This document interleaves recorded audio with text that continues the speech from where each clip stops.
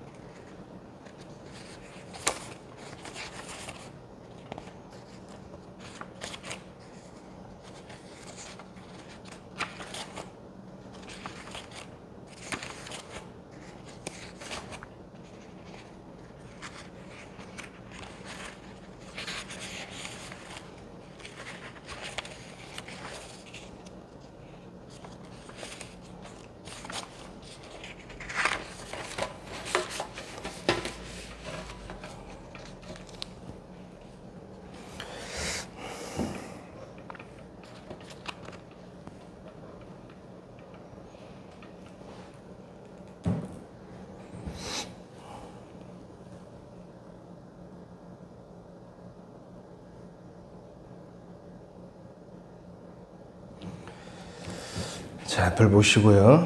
오늘 본문의 말씀을 잠시 생각하는 시간 갖도록 하겠습니다. 예수님을 믿으면 우리가 구원을 얻습니다. 우리가 죄에서 구원을 받을 수 있는 유일한 방법은 다 하나뿐이죠. 오직 예수님을 믿는 믿음뿐입니다. 저는 저와 이곳에 계신 모든 분들이 말씀을 듣고 예수님을 믿어서 구원을 얻기를 간절히 소망합니다.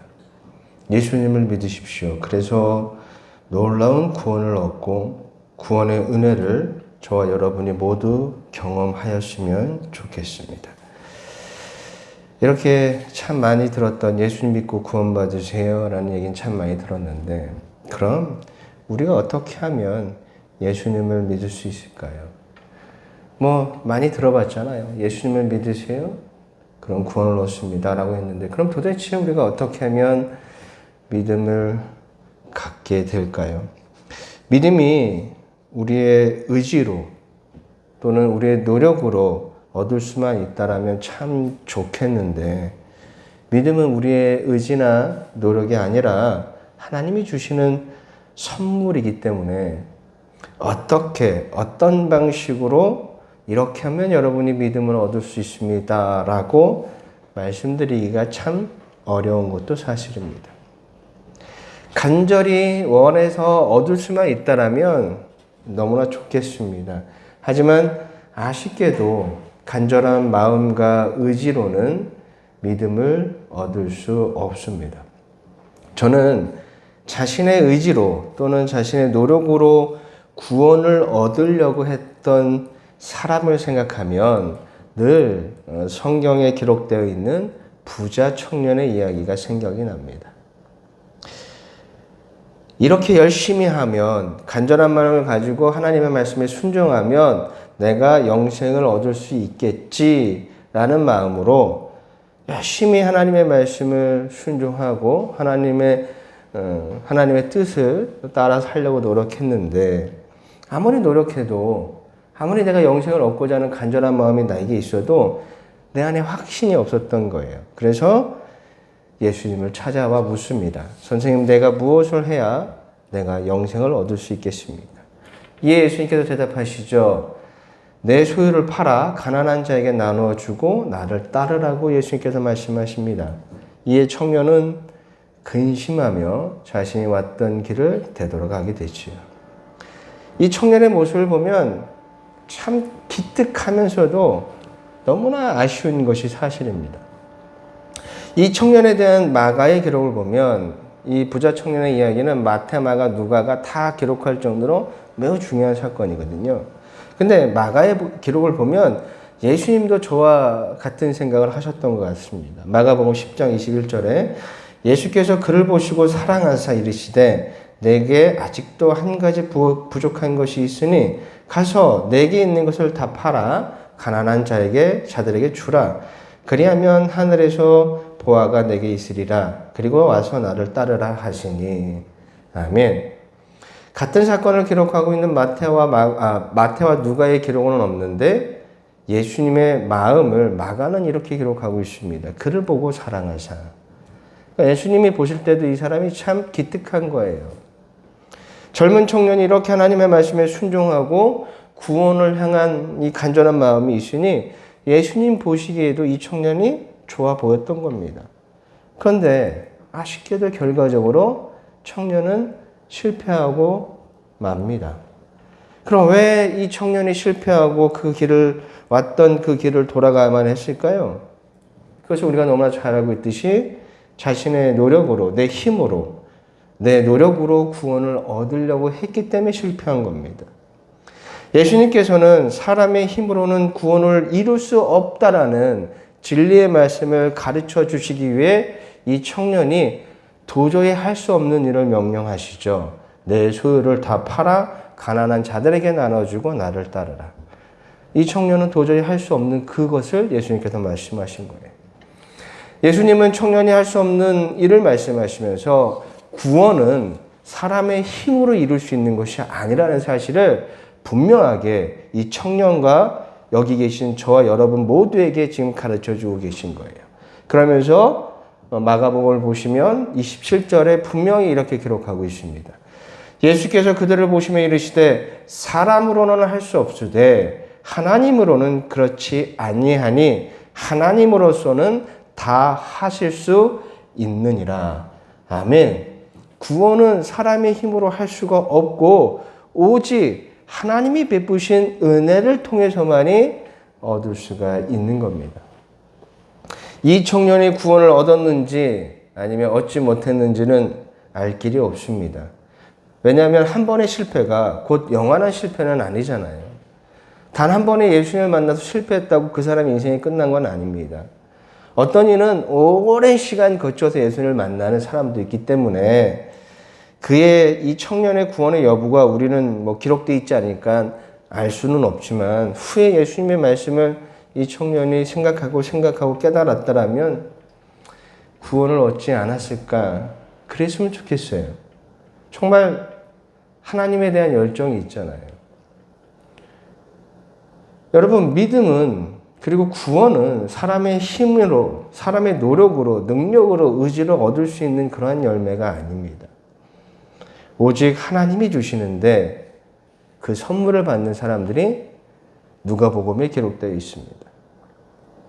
이 청년에 관해 같은 기록을 하고 있는 누가복음을 보시면 청년과 다르게 믿음을 통해 구원을 얻는 사람들의 이야기가 동시에 기록되어 있습니다.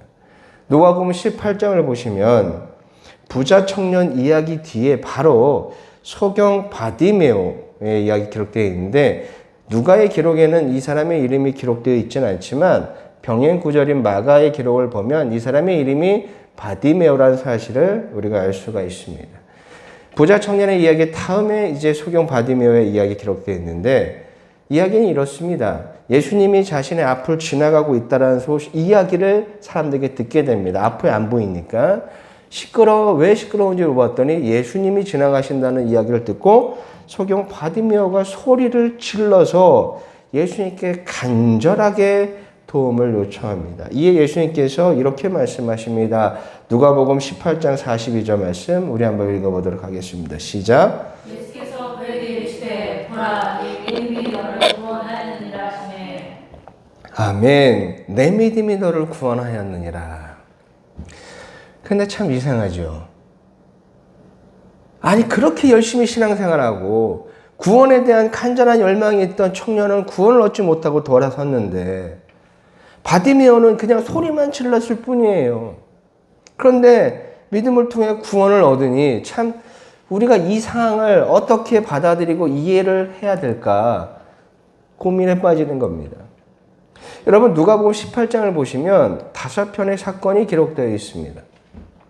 첫 번째는 불의한 재판관과 가부의 이야기가 기록되어 있고 다음으로는 천국에는 어린아이와 같아야 들어갈 수 있다라는 말씀이 기록되어 있고 세 번째는 바리새인과 성전에서 기도하는 바리새인과 세리의 기도가 기록되어 있고 네 번째가 부자 청년에 관한 이야기고 다섯 번째가 소경 바디메오에 관한 이야기예요. 그런데 여러분 이 5사건에서 오직 2사람만 하나님께 인정을 받지 못합니다. 예수님께 인정을 받지 못해요. 그 사람이 누구냐면 바리새인과 부자 청년이에요.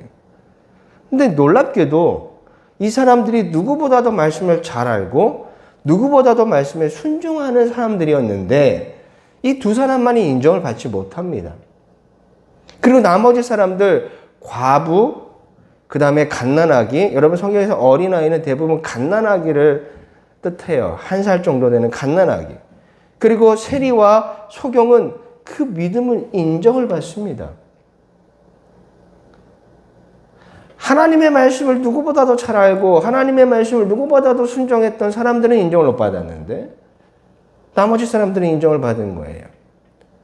무슨 차이가 있을까요? 우린 여기서 어떻게 하면 구원을 얻을 수 있을까에 대한 그런 건 우리가 정확한 방법을 제시할 수는 없지만 믿음과 구원이 무엇인지에 대한 힌트는 이 사건들을 통해서 알 수가 있는 거예요. 여러분, 예수님께서 그 믿음을 인정한 사람과 그렇지 못한 사람의 차이를 통해서 우리가 구원의 힌트, 믿음의 힌트를 찾아야 하는 거예요.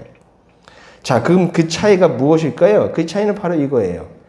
자신의 의지로 할 수 있다라고 생각한 사람들은 예수님께 인정을 못 받았어요. 그런데 자신이 아무것도 할 수 없다는 사실을 깨달은 사람들은 예수님께 인정을 받았다라는 것입니다. 보세요. 가진 것이 아무것도 없어요. 돈도 없고 자녀도 없고 남편도 없어요. 아무것도 가진 것이 없기에 이 가부는요. 그렇게 밤낮으로 재판관에게 매달렸던 거예요. 가진 게 아무것도 없으니까. 내게 가진 힘이 아무것도 없으니 그냥 재판관에게, 그 불의한 재판관에게 매달리고 또 매달렸던 겁니다. 또한 갓난아기는요, 스스로는 아무것도 할 수 없는 존재입니다. 아무런 능력도 없고 힘도 없고 의지도 없는 존재입니다. 세리는 자신에게 선한 것이 아무것도 없음에 가슴 아파했습니다. 그저 자신의 죄에 가슴 아파하고 괴로워하면서 하나님께 용서를 구했습니다. 그리고 소경은 오직 예수님만이 나를 치유해 줄 수 있다라는 간절함을 가지고 외치고 또 외쳤죠. 반대로 바리새인과 부자 청년은 자신의 의지, 자신의 순종, 자신의 행함을 통해 하나님께 인정받으려고 했고 구원을 얻으려고 했었습니다. 이것이 차이예요. 여러분, 이 차이를 통해서 우리가 깨달아야 되는 것은 우리가 예수님을 만날 수 있는 유일한 방법, 그것은 내가 할 수 없다라는 것을 깨달을 때라는 것입니다. 내 힘을 의지하고 내 능력을 의지하고 내 순종을 의지할 때는 우리가 주님을 올바르게 만날 수가 없어요. 예수님을 만날 수 없으면 믿음을 얻지 못하고 믿음을 얻지 못하면 구원을 얻지 못하는 거예요. 나의 무능력, 나의 부족함, 나의 죄를 깨달을 때 우리가 주님을 만날 수 있는 겁니다.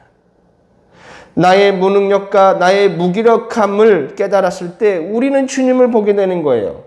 아무것도 할 수 없음을 깨달을 때 우리는 우리의 구원자 예수님을 보게 되는 겁니다. 내가 나의 부족함을 깨달을 때, 그리고 내가 나의 죄악된 모습에 가슴 아파할 때 주님이 우리를 찾아오시는 거예요. 어쩌면 이미 내 옆에 계시는데 우리의 죄 때문에 주님을 못 보고 있었던 거거든요. 근데 내가 그 죄악을 가슴 아파하고 이것을 깨달을 때 내 옆에 계시는 주님을 보게 되는 거죠. 그리고 나를 찾아오신 예수님께서 선물로 우리에게 믿음을 주시는 거예요. 그리고 그 믿음을 통해 영의 눈을 열어주시고 내 앞에 계신 예수님을 보게 만드십니다. 날 때부터 소경인 자를 고쳐주신 후에 예수님과 이 소경이 대화한 말씀이 요한복음에 기록되어 있는데, 자, 요한복음 9장 35절부터 39절까지의 말씀입니다. 이렇게 기록되어 있어요. 예수께서 그들이 그 사람을 쫓아냈다는 말을 들으셨더니 그를 만나사 이르시되 내가 인자를 믿느냐? 대답하여 주여 그가 누구이까? 내가 믿고자 하나이다. 아직 예수님이 누군지 몰라요? 예수께서 이르시되 내가 그를 보았거니와 지금 너와 말하는 자가 그이니라. 이르되 주여 내가 믿나이다 하고 절하는지라. 예수께서 이르시되 내가 심판하러 이 세상에 왔으니 보지 못하는 자들은 보게 하고 보는 자들은 맹인이 되게 하려 하시니. 아멘. 비로소 영의 눈이 열리니 내 앞에 계신 예수님을 보게 되고 그분이 나의 구원자이심을 믿게 된 소경의 이야기를 우리는 기억할 필요가 있어요. 내가 나의 부족함, 연약함, 무기력함을 깨달을 때, 내가 할 수 없다는 걸 알고 절망감에 빠져 있을 때, 그때에 예수님이 우리를 찾아오십니다. 그리고 나를 찾아오신 예수님께서 나를 일으켜 주시고 나를 세워주신 그 분이 누구인지를 알게 하십니다. 우리가 예수님을 만날 수 있는 방법은 이 방법밖에 없어요. 그런데 문제가 하나 있죠. 우리 스스로는 우리의 부족함, 우리의 무기력함, 우리의 죄를 깨닫기가 매우 힘들다라는 것입니다. 깨닫는 것조차 우리 힘으로 할 수가 없는 거예요. 때로는 우리의 연약함을 알면서도 우리는 외면합니다. 그리고 인정하지 않으려고 합니다. 그리고 감추려고 하고 핑계를 댑니다. 상황 때문에 어쩔 수 없었다고 핑계를 대고 회피하고 도망치고 숨기려고 하지 자기의 무기력함과 자신의 그 타락한 본성을 인정하는 사람들은 없습니다. 아담이 선악과를 먹은 후에 하나님께 자신의 죄를 감추고 핑계댔던 것처럼 죄의 노예로 살아가는 사람들은 자신의 잘못을, 자신의 죄를, 무기력함을, 공허함을 인정하려 하지 않습니다.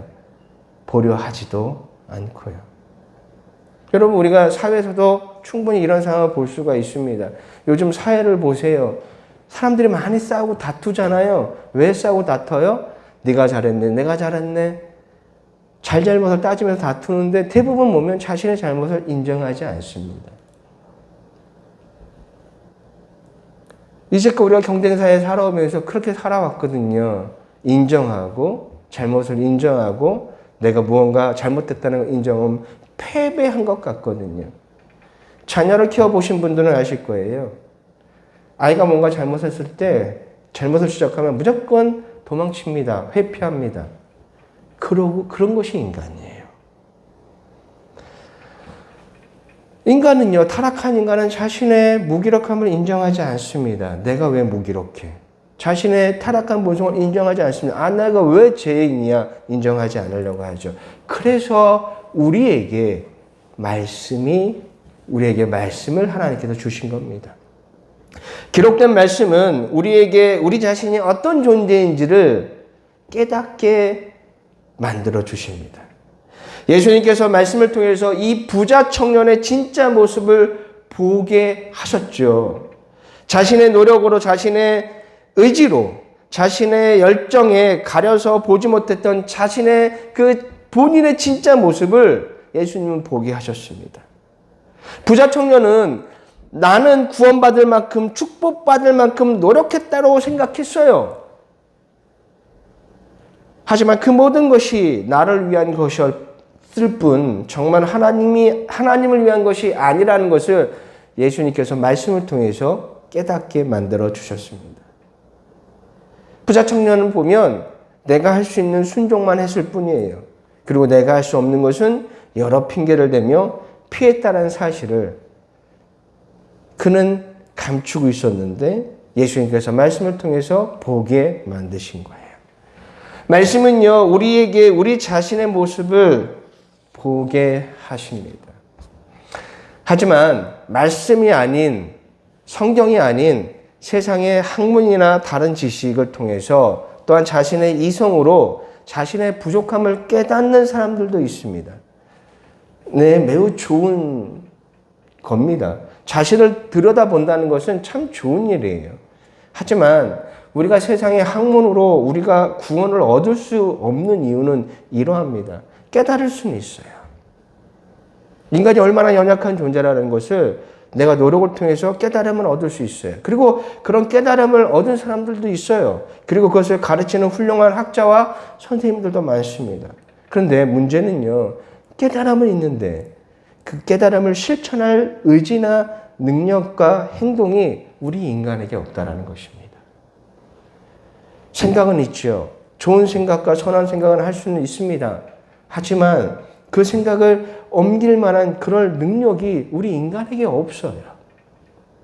또한 선한 생각을 가지고 선한 행동을 옮겼다고 우리 안에 내 의지와 상관없이 나타나는 죄의 본성들을 스스로 없앨 수 있는 사람도 없습니다.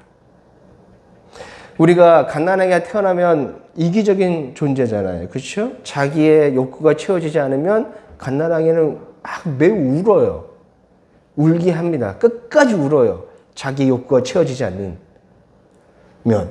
그런데 이 갓난아이가 나중에 성장하면서 사회화를 통해서 이제 무엇이 잘잘못인지 이제 배우게 되죠. 그래서 성장을 하면서 겉으로 보이는 모습은 어느 정도 변화시킬 수는 있어요. 그러나 그 안에 내재되어 있는 그 본성, 내 안에서 불쑥 솟아나는 그 죄의 타락한 본성은 어찌할 수가 없습니다.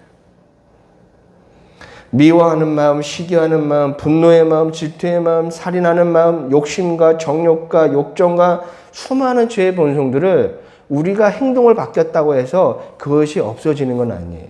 그걸 막을 길은 없어요. 왜냐하면 여러분, 내가 갑자기 허기가 찾아오는 거랑 똑같은 거예요. 그걸 막을 길은 없잖아요.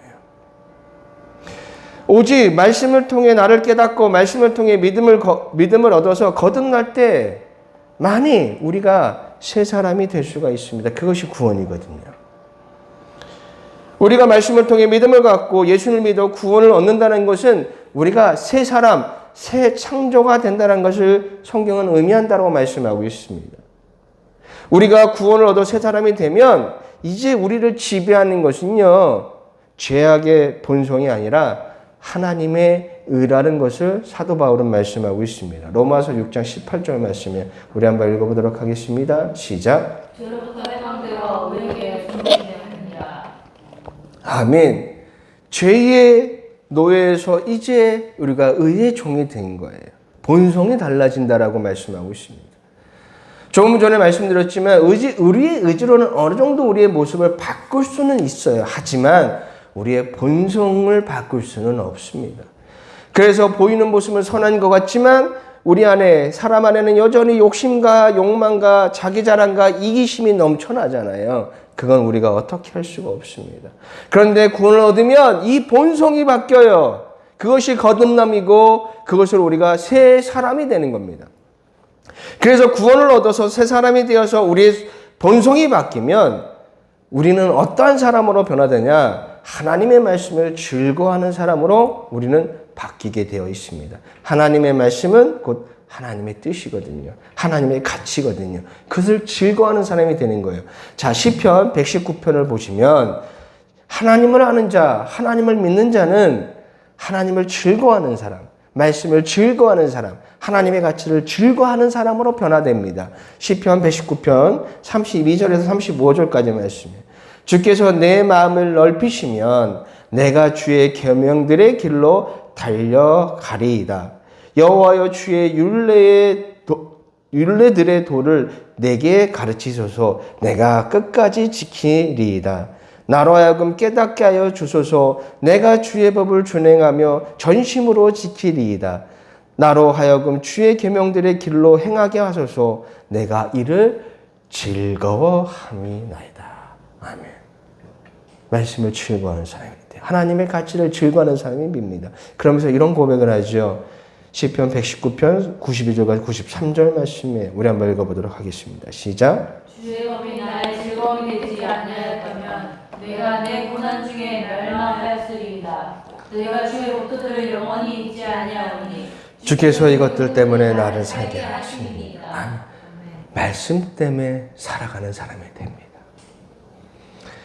말씀에 순종하면 복을 받고 말씀에 불순종하면 벌을 받기에 내 소원을 이루기 위한 순종, 벌을 받지 않기 위해서 순종하는 그런 종류의 사람과는 완전히 차원이 다른 거예요. 구원받은 자는요, 하나님의 말씀 듣기를 좋아하고 그 말씀에 순종하려고 하는 것은 그걸 통해서 무언가 축복을 받으려고 하는 것이 아니라 하나님과 더 가까이 하기 위해서, 그분과 함께 머물기 위해서, 그분과 함께 동행하기 위해서입니다. 그런 사람은 이렇게 살아갑니다. 하박국서 3장 17절과 18절 말씀에 비록 무화과 나무가 무성하지 못하며 포도나무에 열매가 없으며 감람나무에 소출이 없으며 밭에 먹을 것이 없으며 우리의 양이 없으며 외양간에 소가 없을지라도 난 여호와로 말미암아 즐거워하며 나의 구원의 하나님으로 말미암아 기뻐하리로다. 아멘. 상황과 상관없이 나는 하나님 때문에 기뻐하고 하나님 때문에 즐거워한다라는 고백을 하는 사람이 됩니다.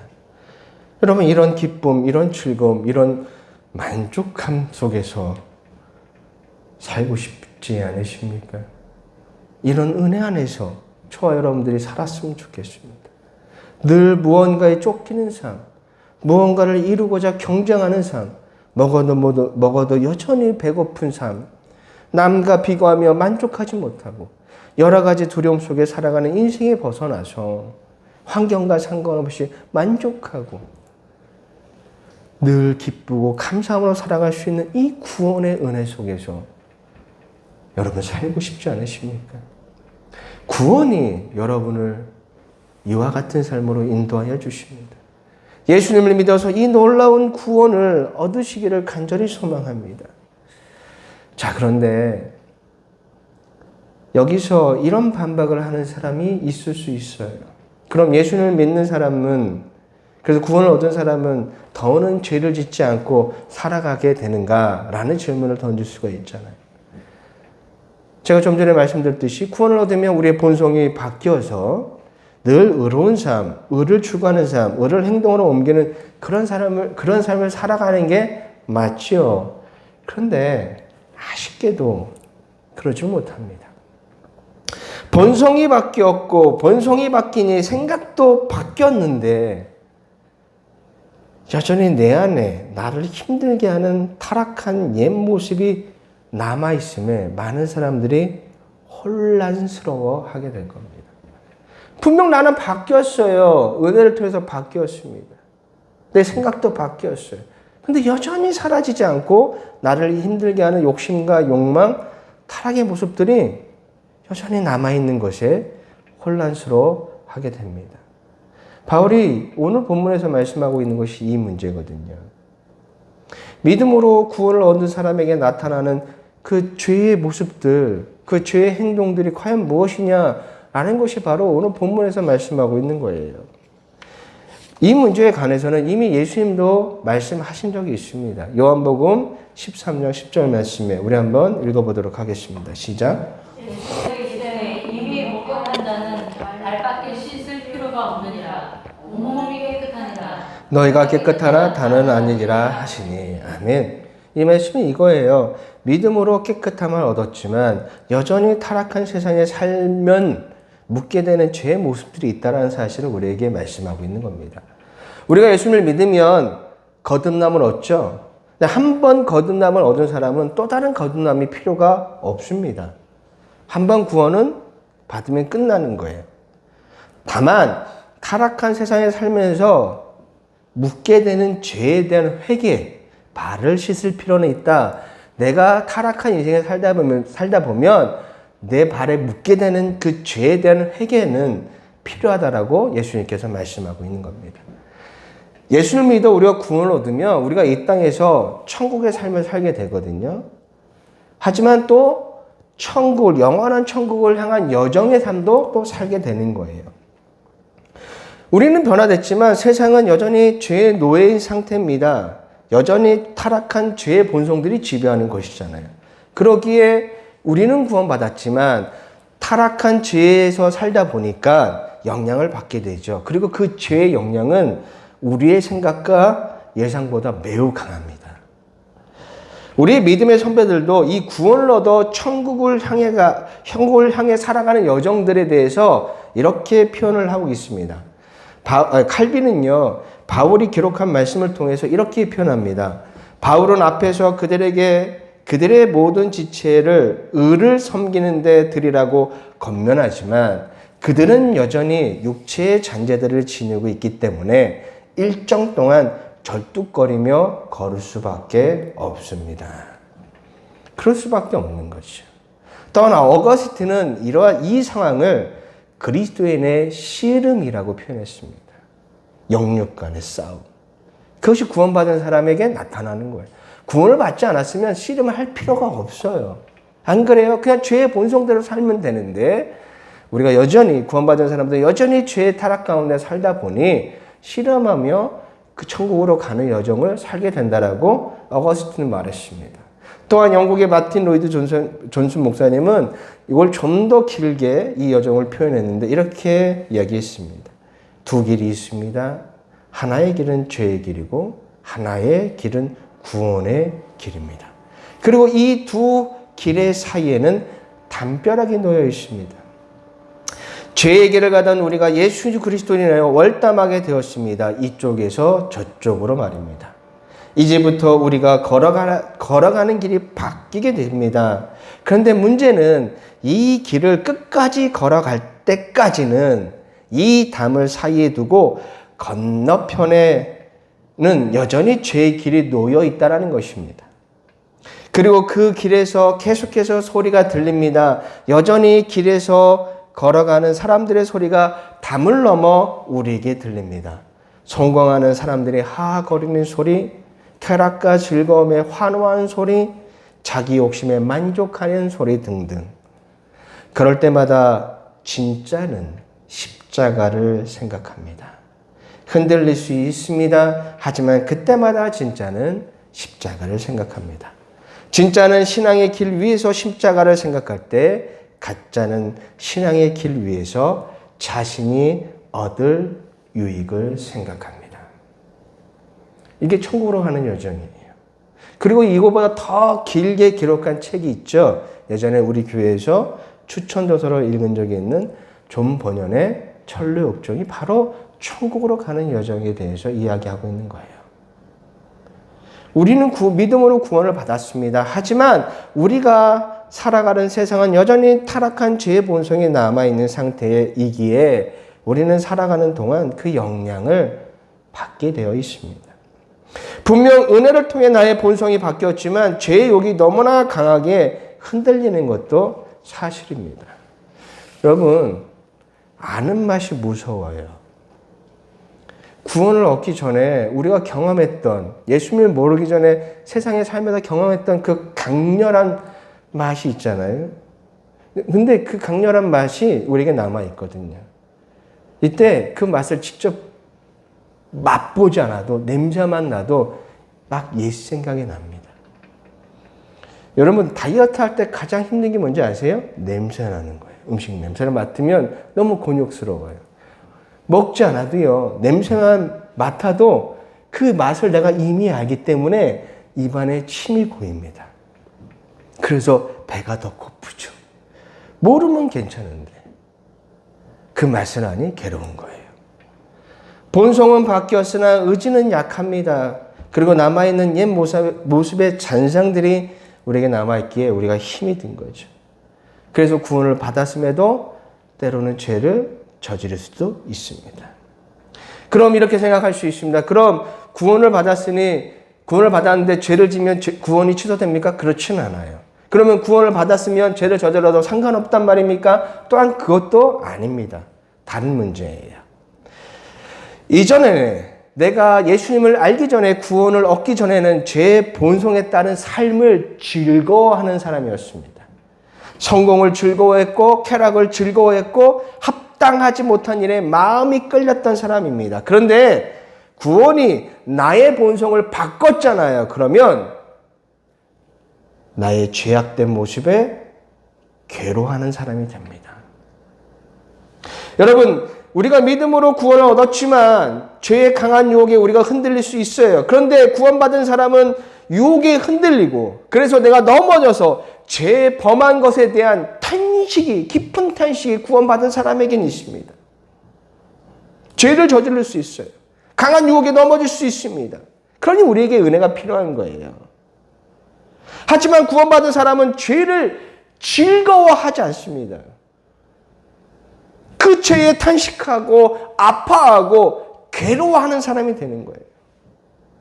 세상 사람들은 이런 모습을 보면서 조롱하지요. 너희들은 일주일 동안 너희들 월화수목 금토 6일 내내 너희들이 하고 싶은 거 다 하고 마음대로 살다가 일요일날 하루 교회 가서 용서를 빌면 용서받는다라고 생각하는 아주 이기적인 사람들이라고 우리를 조롱합니다. 왜 그럴까요? 왜 이런 왜곡된 시선이 그들에게 있을까요? 우리가 그런 시선을, 왜곡된 시선을 그들에게 심어준 거예요. 저와 여러분은 이것을 기억해야 됩니다. 바울이 본문에서 이렇게 말씀합니다. 19절 말씀에 한번 읽어보도록 하겠습니다. 시작. 내가 원하는 것은 행하지 아니하고 불의하지 아니하는 것다 행하는다. 아멘. 기억하십시오. 내가 원하는 것이 무엇인가 생각해 보세요. 내가 원하고 내가 바라고 내가 즐거워하는 것이 무엇인지를 기억하시길 바랍니다. 여러분이 여전히 세상의 것들을 바라고 원하고 즐거워한다라면 여러분은 교회를 다녀도 여러분은 믿음이 없는 사람들인 거예요. 제가 조금 전에도 천국으로 향하는 여정에 관해서 이야기할 때 마틴 로이드 존슨 목사님의 이야기를 잠시 소개해드렸잖아요. 진짜는 유혹을 받을 때 십자가를 생각하지만 가짜는 자신의 신앙생활을 통해 자신의 유익을 생각한다고. 가짜인 거예요.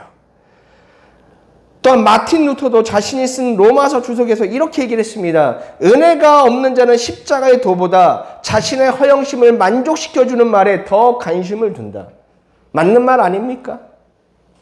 내가 원하는 것이 나를 만족시키는 것이고, 내가 신앙생활을 통해서 내가 찾고 있는 것이 나의 유익이 되는 것들이고, 내가 바라는 것이 내가 잘 되는 것이고, 그것을 위해서 내가 원하고 내가 바라는 것을 얻기 위해서 내가 주일날, 일요일날 하루 와서 하는 그 탄식은 진정한 회개가 아닙니다. 살아가는 모습은 세상을 원하면서 교회에 와서 주여 주여 탄식하는 그 모습 때문에 세상 사람들이 조롱하는 거예요. 일주일 내내 내가 원하는 대로, 내가 바라는 대로 그렇게 살다가 주일날 와서 탄식하면 그것이 진짜 회개일까요? 본성이 바뀌잖아요. 그러다 어쩔 수 없이 강한 유혹에 넘어질 수는 있지만 내 자체가 아직도 내가 세상을 추구하고 있고 내가 바라는 것들이 나의 허영심이고 나를 위한 것들이라면 여러분이 아무리 주일날 와서 주여 주를 외쳐도 그 탄식은 거짓인 거예요. 구원을 받은 사람은 죄 자체에 아파하고 탄식하고 괴로워합니다. 유혹을 이기지 못하고 넘어간 나의 모습에 괴로워하며 아파하고 고통스러워합니다. 본문에도 그것이 기록되어 있죠. 21절부터 24절까지의 말씀입니다. 우리 한번 읽도록 하겠습니다. 시작. 그러므로 내가 한번 올 깨달았더니 또 성는 행하기 원하는 나에게 악이 함께 있는 것이다. 내 속사람은 하나님의 법을 즐거워하되 내 지체 속에서 한 법이 내 마음의 법과 싸워 내 지체 속에 있는 죄의 법을 나를 사로잡은 것을 보도록 오라 나는 공고한 사람이로다. 이 사망의 눈에서 누가 나를 건져내리라. 괴로워하는 사람인 거예요. 내가 주님의 은혜를 얻었음에도 여전히 내가 죄의 모습에 약해서 유혹당해서 넘어지는, 그래서 아파하는 거예요. 그럼 이렇게 아파만 하고 괴로워만 할까요? 죄를 질 때마다 그렇지 않습니다. 탄식 가운데 기도합니다. 구원을 얻었음에도 여전히 연약한 자신의 모습에 탄식하면서 기도합니다. 여러분, 우리의 기도는 이럴 때 필요한 거예요. 하나님께서 우리에게 기도를 주신 이유도 이것 때문이에요. 예수님께서 매일 아침 기도하셨죠. 그분께서 기도하신 내용은 이런 거예요. 누가복음 22장 42절에서 44절까지 말씀입니다. 이르시되 아버지여 만일 아버지의 뜻이거든 이 잔을 내게서 옮기옵소서. 그러나 내 원대로 마옵시고 아버지의 원대로 되기를 원하나이다 하시니 천사가 하늘로부터 예수께 나타나 힘을 더하더라. 예수께서 힘쓰시고 애써 더욱 간절히 기도하시니 땀이 땅에 떨어지는 핏방울같이 되더라. 아멘. 예수님이 매일같이 기도하신 게 뭘까요? 내가 원하는 것은 있으나 내가 원하는 대로 인생의 길을 걸어가지 않고 아버지의 뜻대로 갈 수 있도록 간절히 그렇게 기도하고 기도하셨던 겁니다. 땀이 핏방울처럼 쭈룩쭈룩 떨어지도록 그렇게 간절히 나를 버리고 아버지의 길을 걸어갈 수 있도록 기도하셨던 거예요. 이것이 우리의 기도가 되어야 합니다. 구원받은 사람은 자신의 죄에 탄식하며 내 원하는 대로, 내 욕심대로, 내 욕정대로 살아온 시간에 탄식하며 아버지의 뜻대로 살기를 바라며 기도하는 사람이 됩니다. 예수 그리스도를 믿어 구원을 얻어도 우리가 사는 세상이 여전히 타락한 죄의 세상이기에 우리가 그 영향을 받고 유혹을 받아 넘어질 수 있습니다. 하지만 저와 여러분을 사랑하셔서 자신의 아들을 희생시켜 베푸신 하나님의 그 놀라운 사랑과 구원은 취소되지는 않아요. 하나님은 우리의 모습과 상관없이 우리를 여전히 동일하게 사랑하시며 우리를 위해 보내주신 성령님을 통해 우리를 다시 일어설 수 있도록 도와주십니다. 분명히 구원받은 사람에게는 그 성령님의 인도하심과 조명하심이 있습니다. 그럼 여러분, 그분의 인도하심과 조명하심을 외면하지 마시고 지금 여러분이 있는 그 자리가 죄의 자리라면 성령님의 인도하심에 따라 죄에 아파하고 탄식하면서 그 자리를 벗어나는 귀한 성도들이 되시기를 바랍니다. 그리고 죄의 고통을 깨닫고 그 자리로 다시 돌아가지 않도록 늘 기도하는 저와 여러분들이 되셔야 합니다. 여러분, 여러분의 죄는 여러분의 고통으로만 끝나지 않습니다. 여러분이 하나님의 뜻에서 멀어져서 죄의 길을 걸어갈 때 하나님의 마음은 이러하십니다. 호세아서 11장 1절부터 4절까지의 말씀이에요. 이스라엘이 어렸을 때에 내가 사랑하여 내 아들을 애굽에서 불러냈거늘 선지자들이 그들을 부를수록 그들은 점점 멀리하고 바알들에게 제사하며 아로새긴 우상 앞에서 분향하였느니라. 그러나 내가 에브라임에게 걸음을 가르치고 내 팔에 안했음에도 내가 그들을 고치는 줄을 그들은 알지 못하였도다. 내가 사람의 줄 곧 사랑의 줄로 그들을 이끌었고 그들에 대하여 그 목에서 멍에를 벗기는 자 같이 되었으며 그들 앞에 먹을 것을 두었노라. 아멘. 자신의 품에 자꾸 벗어나는 죄 가운데 있는 백성들을 향한 하나님의 마음이에요. 구원받은 자는 왜 죄에 대해서 고통하는 줄 아십니까? 내 처지가 처량해서? 아니요. 그뿐만 아니라 내가 죄 가운데 있을 때 하나님이 아파하신다는 걸 너무나 잘 알기 때문이에요. 독생자 예수 그리스도를 우리를 위해서 보내주셔서 십자가에 죽게 하신 분이 바로 하나님이십니다. 자신이 창조한 피조물을 위해 자기 아들을 죽이신 분이 바로 하나님이십니다. 우리를 향한 하나님의 사랑이지요. 구원받은 자는 그 마음을 잘 압니다. 그래서 오늘도 우리는 그 사랑 때문에 그 사랑에 대한 감사함으로 살아갈 수 있는 것입니다. 여러분 예수님을 믿으십시오. 그리고 그분을 통해 베푸신 구원을 얻으시기 바랍니다. 주님의 구원이 우리를 놀라운 것으로 인도하여 주십니다. 한 주간도 여러분 아직 여전히 내가 주님의 사랑을 모른다나 하면 말씀을 통해 여러분을 보십시오. 여러분을 깨달으십시오. 그리고 그 깨달음을 통해서 우리를 찾아오시는 예수님을 만나시고 믿음을 얻으시고 믿음으로 구원을 얻으십시오. 이미 내가 구원을 얻은 자라면 내가 있는 자리가 죄의 자리라면 그 자리에 아파하고 탄식하며 주님이 원하시는 그 길로 돌이켜서 주님과 함께하는 귀한 한 주간의 삶이 되시기를 주님의 이름으로 부탁을 드립니다. 이 시간 우리 말씀을 기억하면서 함께 기도하도록 하겠습니다.